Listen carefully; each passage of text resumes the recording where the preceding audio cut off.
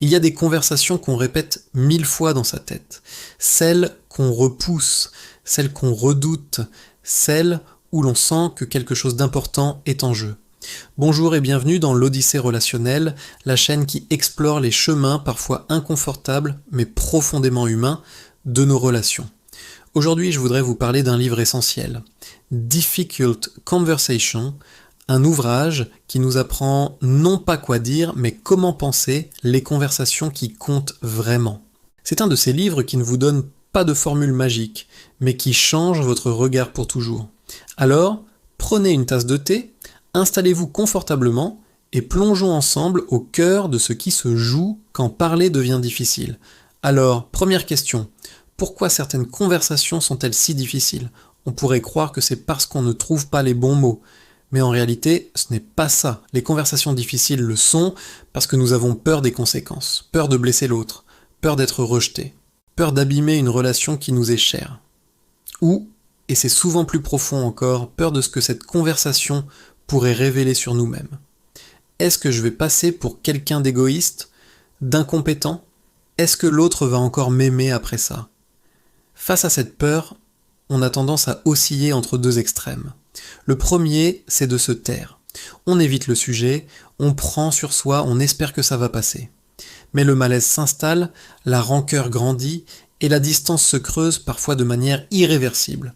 L'autre extrême, c'est l'attaque.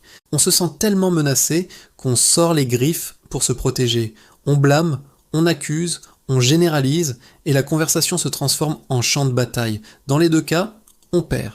Le livre commence par un constat incroyablement libérateur. Une conversation difficile n'est pas un échec relationnel en soi. C'est simplement un moment de vérité qui a besoin d'être mieux accompagné. C'est un signal que quelque chose d'important doit être adressé pour que la relation puisse continuer à grandir. Ce n'est pas une menace, c'est une opportunité. Et c'est là que les auteurs nous offrent une clé de lecture absolument géniale. Ils expliquent que toute conversation difficile contient en réalité 3 conversations invisibles qui se déroulent en même temps, sous la surface de nos mots. Comprendre ces 3 niveaux, c'est comme avoir une carte pour naviguer dans le brouillard. La première, c'est la conversation des faits. C'est la plus évidente. C'est celle où l'on se dispute sur ce qui s'est réellement passé. Qui a dit quoi ? Qui a fait quoi ? Qui a raison ? Qui a tort ? Par exemple, votre collègue vous a rendu un dossier en retard. Pour vous, le fait est simple. Il n'a pas respecté l'échéance. Pour lui, le fait est qu'il a dû gérer une urgence bien plus prioritaire. Chacun arrive avec sa propre histoire, sa propre interprétation des événements, ses propres informations. Le problème, c'est qu'on a tous tendance à croire que notre version est la vérité. Et vouloir à tout prix avoir raison devient un mur infranchissable. On se bat pour imposer notre point de vue et on arrête d'écouter. Le livre nous invite à faire un pas de côté radical, quitter cette logique de vérité absolue pour entrer dans une logique de curiosité et de compréhension mutuelle. La question n'est plus qui a raison, mais comment se fait-il que nous voyons les choses si différemment ? La deuxième conversation invisible, c'est la conversation des émotions. Même quand on fait semblant que tout va bien, même quand on essaie de rester professionnel ou rationnel, nos émotions sont là. La colère, la peine, la frustration, la déception, la peur, elles sont le moteur de la conversation. Les ignorer, c'est comme vouloir jouer un opéra sans la musique. On peut suivre l'histoire, mais on passe à côté de l'essentiel, de ce qui vibre vraiment. On dit « je pense que tu aurais dû me prévenir », mais ce qu'on ressent vraiment, c'est « je me suis senti abandonné et pas respecté ».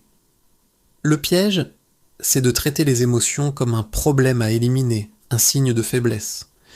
Le livre nous montre au contraire que les émotions ne sont pas le problème, elles sont une information cruciale.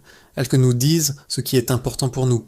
Les reconnaître, les nommer et les partager de manière constructive, sans accuser l'autre, c'est redonner son âme à la conversation. Et enfin, il y a la troisième conversation, la plus silencieuse et souvent la plus puissante, la conversation identitaire. C'est celle qui se joue à l'intérieur de nous. C'est notre dialogue interne. Qu'est-ce que cette situation dit de moi ? Si mon chef critique mon travail, est-ce que ça veut dire que je suis incompétent ? Si mon partenaire me reproche mon manque d'attention, est-ce que ça signifie que je suis une mauvaise personne, indigne d'être aimé ? Quand notre identité, notre image de nous-mêmes se sent menacée, tout notre système d'alarme se déclenche. On devient défensif, rigide, ou au contraire, on s'effondre. On n'est plus en train de discuter d'un problème, on est en train de défendre notre propre valeur. Le livre montre que la première étape pour avoir une conversation saine est de se stabiliser intérieurement. Accepter qu'on puisse avoir fait une erreur sans être un raté, accepter qu'on puisse avoir blessé quelqu'un sans être une personne horrible.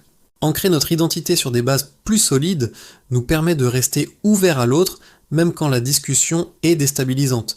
Alors une fois qu'on a compris ces 3 conversations, qu'est-ce qu'on en fait ? C'est là que le livre propose un changement de posture radical, mais incroyablement puissant. L'idée centrale est de passer d'une posture de combat à une posture d'apprentissage. La plupart du temps, on entre dans une conversation difficile avec un but précis. Convaincre l'autre qu'on a raison, corriger son point de vue ou tout simplement gagner. On a notre message à faire passer et on cherche la meilleure stratégie pour y parvenir. Les auteurs nous disent « Oubliez ça, c'est une impasse. À la place, entrez dans la conversation avec un tout autre objectif. Apprendre comment l'autre voit la situation. Apprendre quelles sont ses intentions, ses contraintes, apprendre quel impact vos actions ont eu sur lui, même si ce n'était pas votre intention. Et ensuite partager calmement votre propre perspective, vos émotions, ce que cela a provoqué en vous. Le but n'est plus de se battre pour le même territoire, mais d'explorer ensemble les territoires de chacun. Cela ne veut pas dire être d'accord avec tout. Ça ne veut pas dire renoncer à ses propres besoins ou à son point de vue. Absolument pas. Cela veut dire commencer par comprendre avant de chercher à être compris. Cela veut dire être en lien avant de chercher une solution. Les auteurs appellent cela une learning conversation, une conversation d'apprentissage. On y va avec curiosité, comme un explorateur. Aide-moi à comprendre. Comment vois-tu les choses de ton côté ?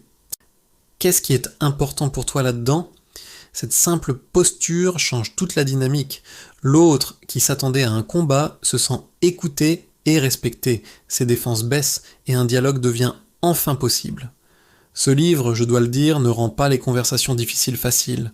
Ce serait un mensonge, elles restent inconfortables, mais il les rend plus honnêtes, plus humaines et infiniment plus constructives. Il nous apprend que le conflit n'est pas l'ennemi de la relation. Au contraire, le véritable ennemi, c'est l'évitement.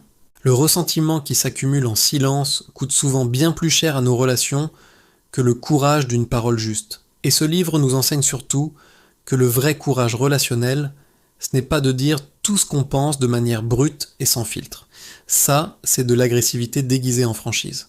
Le vrai courage, c'est de réussir à dire vrai, à parler de ce qui est important pour nous, tout en prenant soin de la relation et de la personne en face. C'est trouver ce chemin délicat entre l'honnêteté et la bienveillance.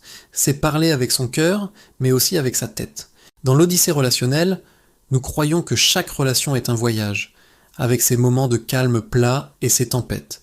Et les conversations difficiles, ce sont souvent des passages initiatiques, des moments de bascule qui peuvent soit nous faire chavirer, soit nous rendre plus forts et nous emmener plus loin ensemble. Le livre Difficult Conversation nous rappelle une chose essentielle, une vérité fondamentale. Ce n'est pas la conversation qui est dangereuse.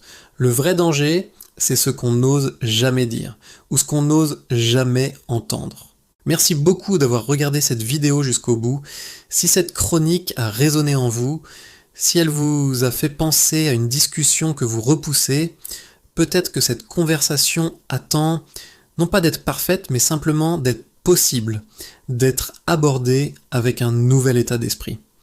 N'hésitez pas à partager vos propres expériences avec les conversations difficiles dans les commentaires. Abonnez-vous pour ne pas manquer nos prochaines explorations, et je vous dis à très bientôt dans l'Odyssée relationnelle.